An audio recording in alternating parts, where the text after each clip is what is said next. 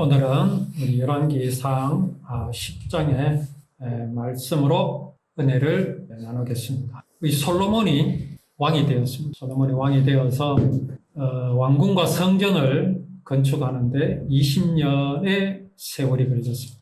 그 중에서 왕궁을 짓는 일에 근 13년이 걸렸습니다. 왕궁을 짓는.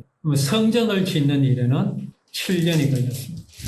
어떤 기간을 두고 볼 때 어느 쪽에 더 관심을 두었느냐라고 우리가 말을 한다면 왕궁을 짓는 일에 더 정성을 기울였다고 볼 수 있겠지요. 그러나 그거를 단정적으로 말하기는 어렵습니다. 자, 또 솔로몬이 왕이 되어서 하나님께 구한 것이 있었습니다. 그때 솔로몬은 나라의 국력이라든가 무슨 국방력이라든가 어떤 정치적인 그런 것을 구한 것이 아니라 지혜를 구한다고 하였을 때 하나님께서 칭찬을 하시면서 그에게 지혜를 주셨습니다. 자, 그렇게 이제 왕이 되고 지혜를 얻은 솔로몬이 이제 정치를 하고 그렇게 나라를 다스릴 때 이 솔로몬에 대한 소문이 여러 나라로 그렇게 번져나갔죠. 그렇게 이제 솔로몬이 왕이 되어서 이렇게 나라를 다스리는 이렇게 모습을 볼 때에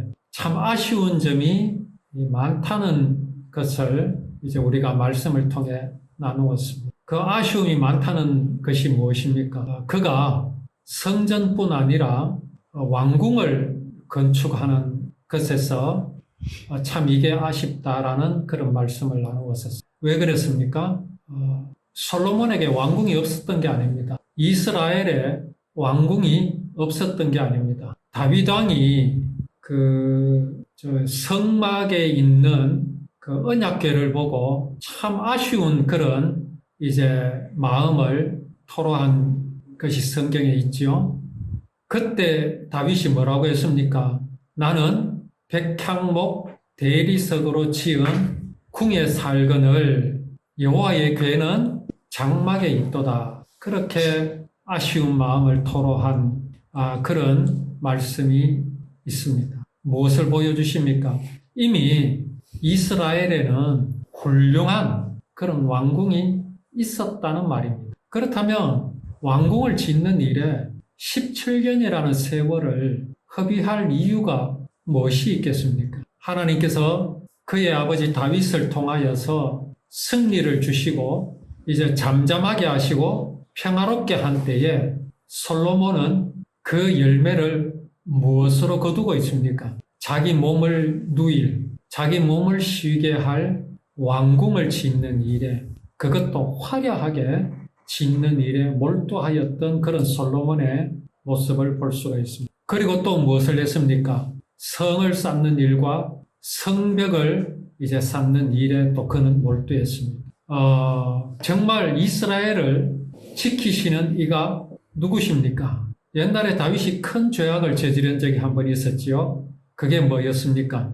인구조사였습니다. 그때 요압이 옆에서 말리기도 했지요. 하나님은 다윗이 인구조사를 하는 일에 대해서 크게 실망하셨습니다. 정말 하나님은 그 일을 그냥 넘어가지 않으셨습니다. 왜 그랬습니까? 다윗이 이제 승리를 거듭하고 연전연승을 하다 보니까 어느 순간 다윗이 어느 지경으로 빠지게 됐습니까? 하나님의 도우심보다는 사람의 수에 관심을 가지게 되었지. 하나님께서 이것에 대해서 진노하신 이유는 단지 인구조사를 한다라는 그 문제가 아니라 다윗이 하나님을 향한 믿음에서 그의 믿음이 어디로 향하여 있기 때문에 그랬습니까? 사람의 수에 향하였기 때문에 그랬습니다. 지금 솔로몬의 모습이 하나님께서 그에게 지혜를 주시고 또 나라의 평안과 안전을 주시니까 솔로몬이 지금 그의 마음이 어디로 향하고 있는지를 보여주고 있는 겁니다. 이스라엘을 지키는 것은 사람의 수에 있는 것도 아니고 성벽의 높이에 있는 것도 아닙니다. 성벽의 견고함에 있는 것도 아닙니다. 그런데 솔로몬은 왕궁을 짓고 또 성벽을 쌓고 성을 짓는 일에 몰두하고 있는 솔로몬의 모습을 우리는 참 아쉬운 눈길로 바라볼 수밖에 없습니다. 이게 믿음이 아니기 때문에 그렇습니다. 그리고 또 솔로몬은 그 주변에 많은 사람들이 솔로몬을 칭찬하고 또 물질적으로도 금이며 보석이며 온갖 것들로 이제 솔로몬은 그의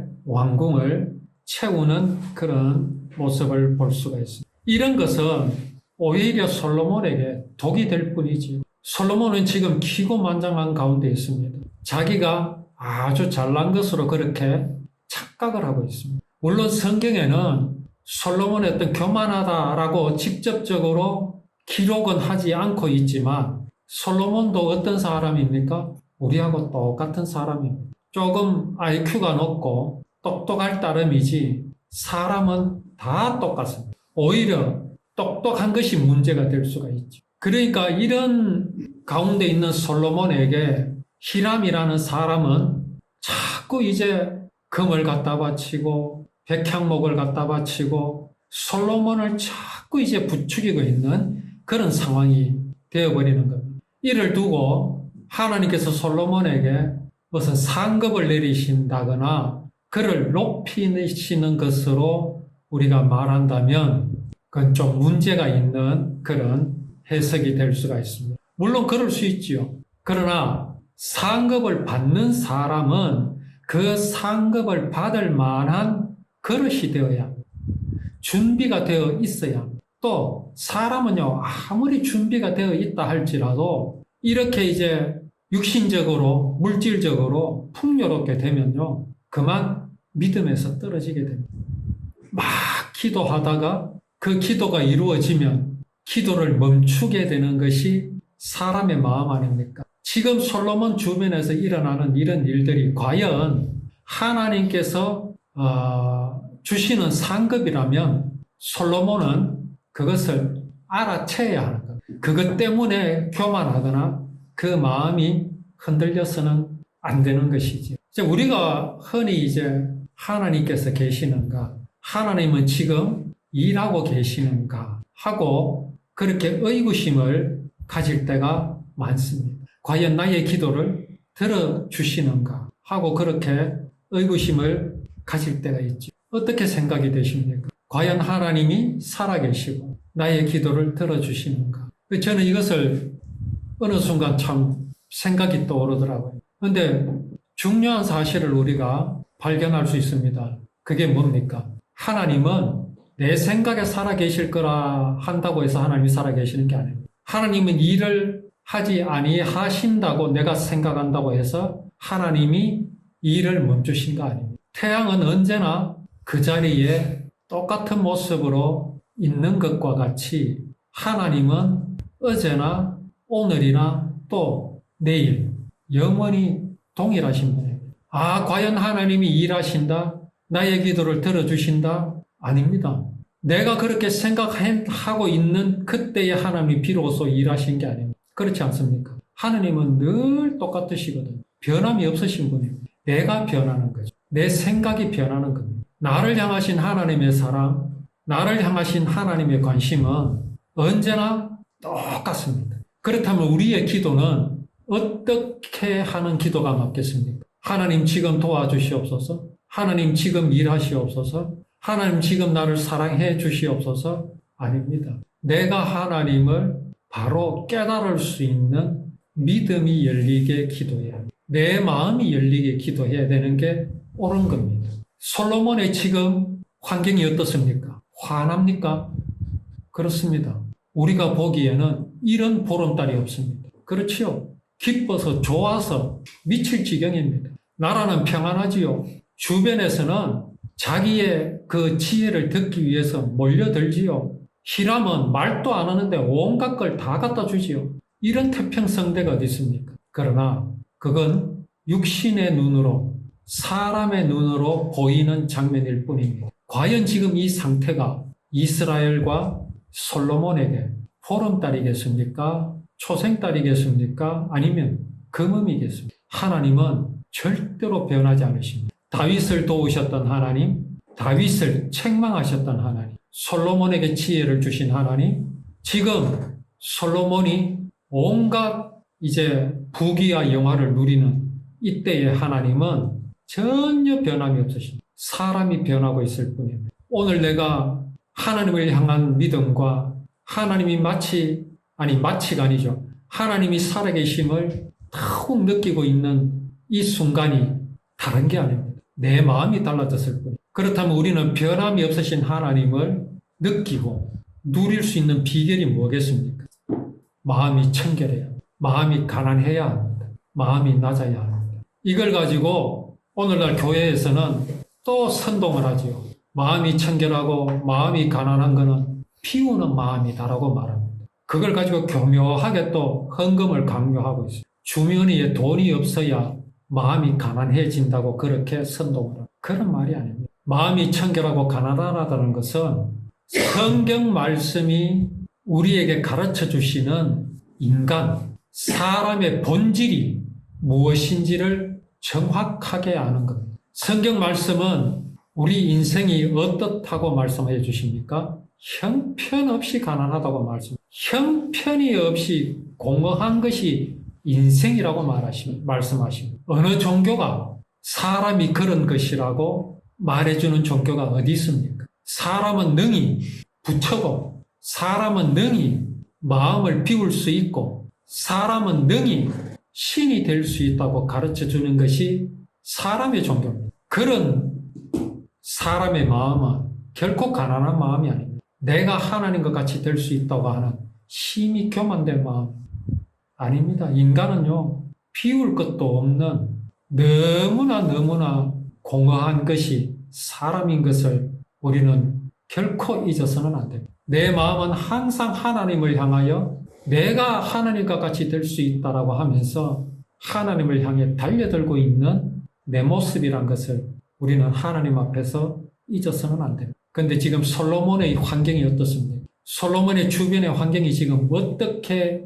진행되어 가고 있습니다. 인생이 참으로 가난하고 공허하고 보잘것없는 인생임을 자꾸 잊어버리게 하는 그런 환경으로 솔로몬의 주위가 지금 뒤덮여가고 있다라는 것을 우리는 우려하지 않을 수가 없죠. 자, 그런 가운데 스바이라는 나라의 여왕이 여호와의 이름으로 말미암아, 이거는 지금 여호와의 이름으로 말미암은 솔로몬의 명성이라고 그러는데, 이거는 스바 여왕이, 시바라고도 말하고 스바 여왕이 그렇게 알고 있다라는 얘기가 아닙니다. 솔로몬이 지혜를 가지고 그 명성을 떨치고 있는 것은 분명 여호와 하나님께서 지혜를 주심으로 그렇게 됐거든요. 자, 그런 솔로몬의 명성을 듣긴 들었어요. 들었는데 이 여왕의 입장에서는 그걸 인정하기 싫지요. 그래서 이 여왕이 솔로몬을 방문하게 됩니다. 목적이 뭐냐? 어려운 문제로 그를 시험하려고.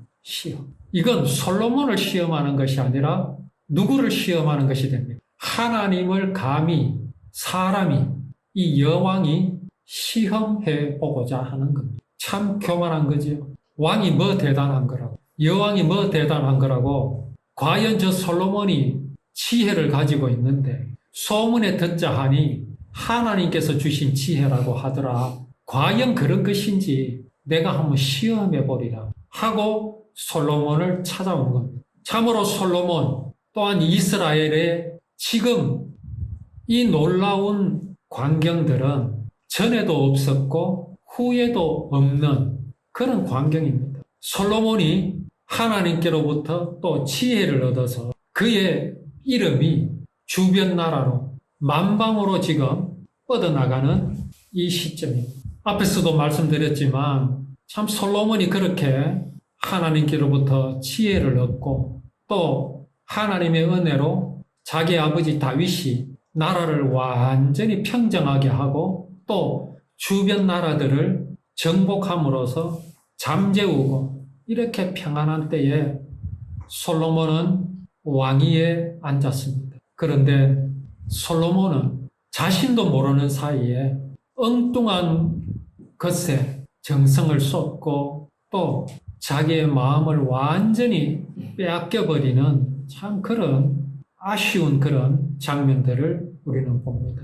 열왕기상 그 7장 8절에서 12절에 보면 이런 말씀이 기록되어 있습니다. 솔로몬이 거처할 왕궁은 그 주랑 뒤 다른 뜰에 있으니 그 양식이 동일하며 솔로몬이 또 그가 장가든 바로의 딸을 위하여 집을 지었는데 이 주랑과 같더라. 이 집들은 안팎을 모두 귀하고 다듬은 돌로 지었으니 크기대로 톱으로 켠 것이라. 그 초석에서 처마까지 외면에서 큰 뜰에 이르기까지 다 그러하니 그 초석은 귀하고 큰 돌 곧 10규빗 되는 돌과 8규빗 되는 돌이라. 그 위에는 크기대로 다듬은 돌도 있고 백향목도 있으며 또 큰 뜰 주위에는 다듬은 돌 3켜와 백향목 두꺼운 판자 1켜를 놓았으니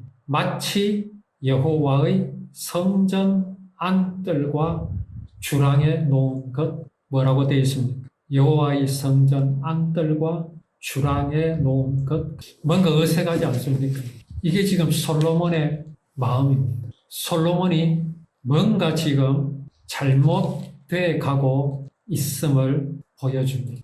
우리는 이런 사실을 정확하게 알 때에 우리는 사단에게 속지 않는 비결을 얻을 수 있게 되기에 우리가 이 솔로몬에 관한 말씀들을 또 계속 우리가 나누도록 하겠습니다.